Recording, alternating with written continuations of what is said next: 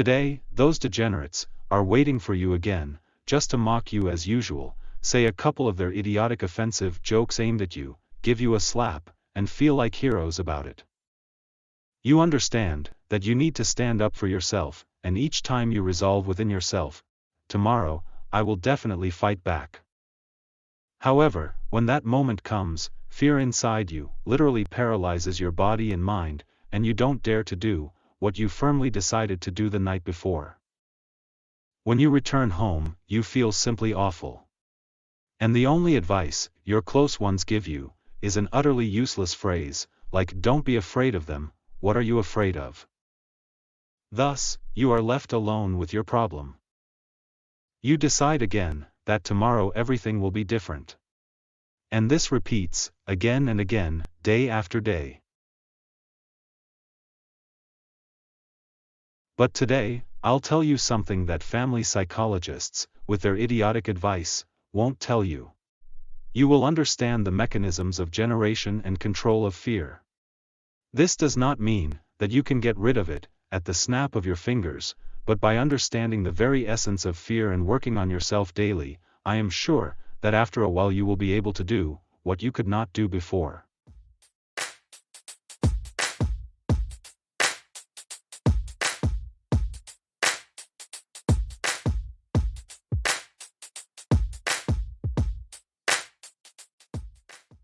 So, fear, in the context of a conflict situation, is nothing more than a set of specific biochemical reactions in response to a visual stimulus. That dreadful burning sensation in the chest, feeling of coldness, uncertainty, heaviness in the hands and legs, and the desire to just run away, it's merely the result of the influence of certain hormones. The biochemical reaction we call fear is part of the evolution of human behavior. The fear of the opponent appeared in our genes as a result of countless fights of our ancestors. Evolution imprinted the external traits of the majority of winners into our genes.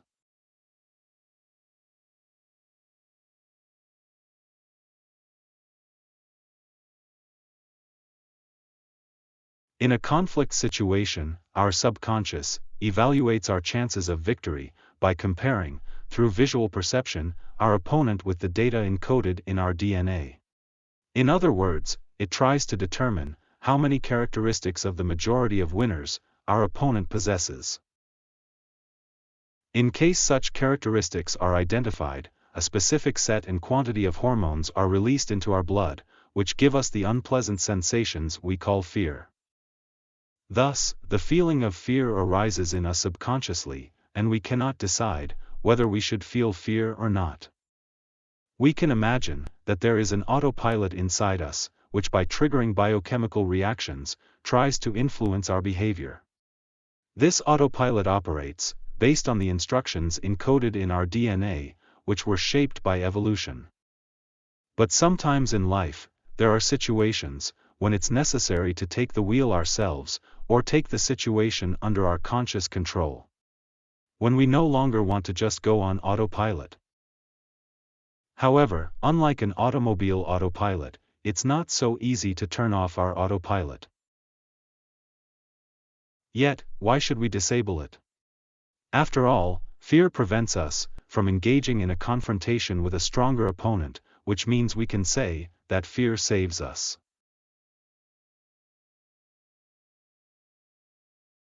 This idea is imposed on us throughout our entire life, because people who are free from fear become impossible to control. But we are humans, not animals. We have a sense of dignity, we don't just live to eat and reproduce.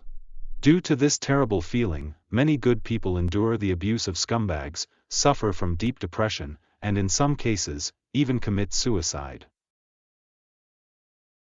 Fear was only necessary for us until the moment of acquiring the ability to consciously perceive information, analyze, and compare. In other words, before we had consciousness. But since the emergence of consciousness, we can assess the degree of danger of various phenomena, thanks to cognitive analytical processes, rather than instincts. In cases where we have diabetes, we are able to consciously decide to give up sweets. We are not afraid of sweets, but refuse to use them on the basis of a meaningful assessment and just realizing that it is harmful to us. Sometimes, fear not only fails to save us, but can also be the cause of our demise. It's Jack. He notices a child in a burning house and decides to act without waiting for the firefighters. To save the child, he needs to walk across a thin beam located at a height of 40 meters above the ground.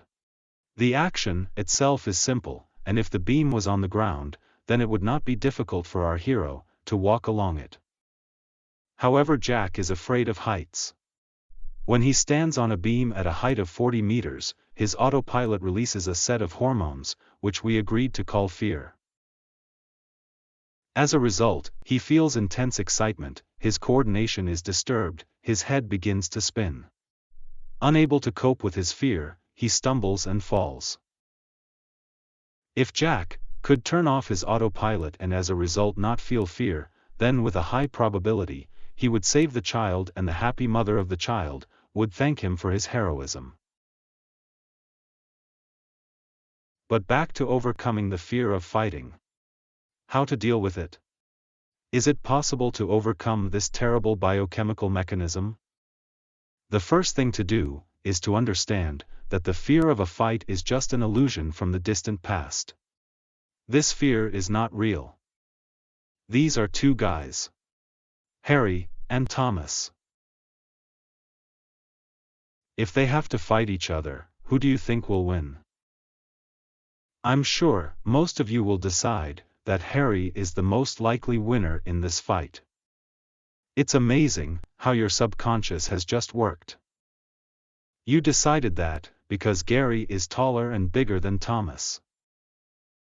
But the decisive factor that influenced your choice was Harry's more aggressive facial expression, which according to your subconscious, indicates that his behavior model in battle will be more aggressive, which means that he has more chances to win. However, in fact, my question was completely incorrect. Harry and Thomas are just drawn pictures. I added a drawing animation on purpose, before asking you a question. But even this did not confuse your subconscious. Just now, your subconscious rated the chances of winning one picture higher than the other. Your subconscious compared Harry to the visual images programmed into your DNA, causing your conscious part to completely disregard the context of the situation as a whole. But even if we imagine that Harry and Thomas are real people, then we cannot estimate Harry's chances of winning higher than Thomas. Because we just don't have enough information. Harry might just be a big guy who abuses burgers on a daily basis, who just realized that he looks quite intimidating and willingly enjoys it. And Thomas, despite his unremarkable appearance, may be the national boxing champion and have acquired skills that will allow him to easily defeat Harry in fight. So, we see that our instincts make us act based on false information. Because they were laid down in our genes when people's behavior was primitive. Great. We realize that fear is an illusion. The second thing to understand is that it seems to us that we are afraid of the consequences of a fight. But actually it is not. We ride a bike and skateboard, which in some situations can hurt us much more seriously than a fight. However, despite numerous falls and setbacks, we get back on the skateboard without experiencing the same feelings that we feel during a conflict. Running across the road, we do not hesitate to risk our lives without feeling a drop of fear. I'm not talking about driving anymore. Every year, 1.3 million people die in car accidents worldwide. And knowing all this, we absolutely calmly sit behind the wheel. This happens because cars, bicycles and skateboards appeared quite recently compared to the time of the appearance of our first ancestors. So, the fear of driving a car has not yet managed to get into our genes and take its place in the catalog of our fears. we can see that fear has nothing to do with the amount of potential damage that our body can receive. Our fear is based only on the false signals of our subconscious mind, which perceives the visual image and acts on the basis of the instructions recorded in the DNA. Here's another reason why the fear of fighting is in our genes. Social hierarchy would simply be impossible in the absence of this fear. If every member of the tribe could challenge the leader would change incredibly often. Each would refuse to become expendable, sacrificing himself for the good of the tribe, while carrying out dangerous orders. All this would shake the stability of social groups and, as a result, would make the human species more vulnerable to hostile environmental conditions. But now, our species does not have species competition on the planet, so this fear, in the context of the survival of our species as a whole, has also lost its relevance. Finally, we have dealt with the two most important points in understanding fear. Now, before moving on to specific mechanisms for dealing with fear, we need to clarify something else. Overcoming and not having fear are not the same thing. The absence of fear is the absence of hormones in the blood that cause us terrible sensations, that prevent us from doing what we see fit. Our internal autopilot simply does not release hormones into the bloodstream, so we do not feel fear. And overcoming fear is the actions we perform with the help of conscious decision, despite the fact that our autopilot is trying in every possible way to prevent us from joining the battle, by releasing a set of hormones that we call fear into our bloodstream. Now, we are ready to proceed directly to the study of the mechanisms of combating fear. So, in order for us to decide to fight, the level of fear hormones in our blood must drop to a certain level, individually for each. When we thought about the upcoming fight the night before, we had moments when it seemed to us that we were absolutely ready for tomorrow's fight. But, on the way to the fight, we heard talk that our opponent would just tear us apart. Also, our opponent constantly talked about his superiority, suppressing us morally. All this increased the level of fear hormones in our blood, making it impossible to make a decision to accept the fight, and as a result the lack of appropriate action on our part.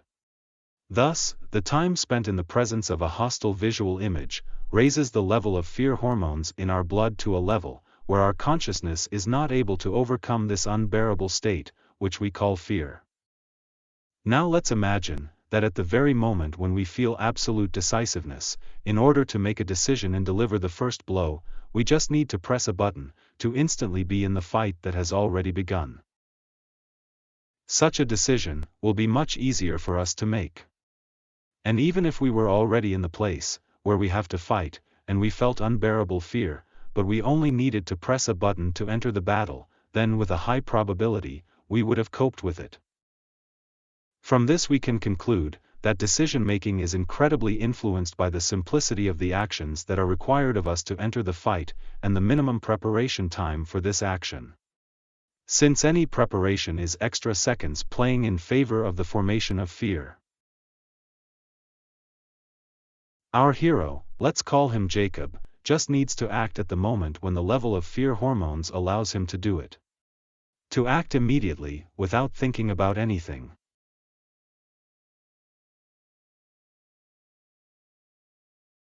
Similarly, this guy, the more time he spends thinking, the less chance he has to overcome his fear. If he, as if by pressing a virtual button, took decisive action, as soon as he saw the threat, he would need to make much less volitional effort than after 5 minutes. Remember, time is fear's greatest ally. The above examples do not guarantee victory in a fight, but now, we are talking about determination and overcoming fear, not victory.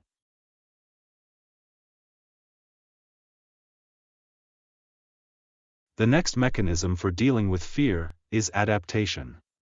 Its essence lies in the fact that we need to feel fear in artificially simulated safe conditions for a sufficiently long period of time and repeat these sessions of fear periodically. For example, by enrolling in a boxing section and attending training 3 to 4 times a week, lasting 2 hours each. Our nervous system will have to adapt to prolonged exposure to stress. As a result, the sensitivity to external stimuli, in the form of constantly changing rivals, will decrease, so that the fear hormones will no longer stand out in the same amount. That will help to reduce the conditional level of strong-willed efforts necessary to make a decision to join the fight. And the point here is not in practicing strikes and other skills, but in psychological adaptation. Therefore, a person involved in boxing feels absolutely calm in a conflict situation. This method is 100% working, but it has one drawback. If you want to be a musician or you are good at programming, and you don't need boxing at all, then choosing this option, you will have to experience that very unpleasant feeling of fear every day for quite a long time that you felt on the street only in the boxing gym. After some time, you will certainly be able to overcome fear. However, each trip to training will be no less difficult task for you than a fight on the street. It is for this reason that many people quit boxing after a few workouts. If you still decide to choose this way of dealing with fear, remember, the main thing is not to practice punches on the boxer bags and constant sparring, as it is in the sparring the process of adapting your body to fear. Well, let's go further.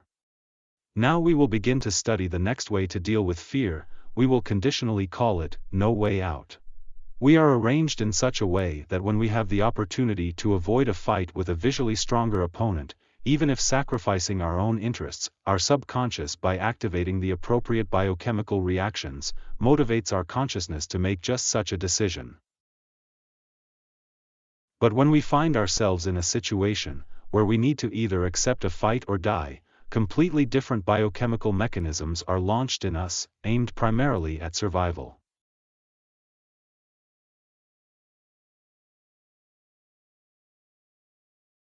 I'm already hearing angry comments from haters, saying that in real life, there are quite a lot of cases when people were beaten to death on the street and they did not even try to engage in fight and hurt their opponent, up to the last seconds of their life.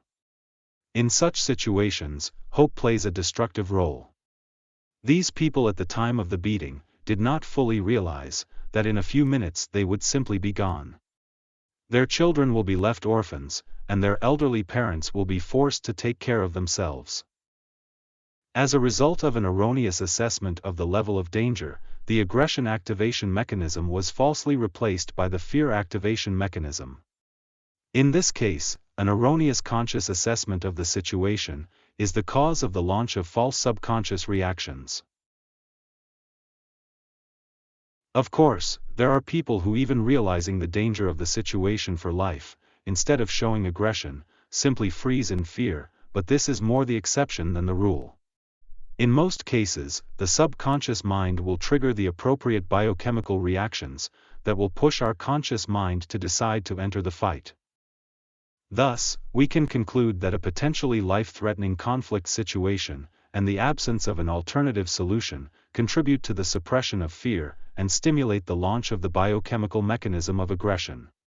The last method is the most extreme of all, and it is hardly suitable for resolving everyday conflict situations, but for a more complete understanding of the mechanisms of fear control, we needed to familiarize ourselves with it too. Summing up all of the above, we can say that the most important thing in the fight against fear is the realization of the fact that fear is just a set of certain chemicals in our blood. By changing their composition, we can take control of our fear. Only by beating our fears can we become truly free people, no longer controlled by primitive behavioral patterns of animal origin.